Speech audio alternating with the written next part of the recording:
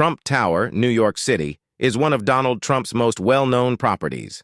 Here are the key details about this iconic building.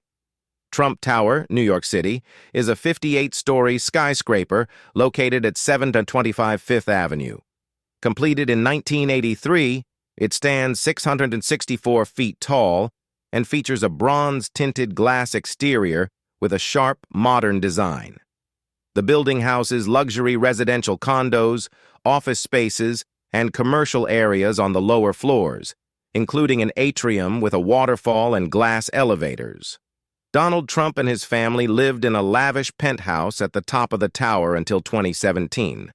The building is a symbol of Trump's real estate empire and has been featured in various movies and TV shows. It remains a significant landmark in New York City.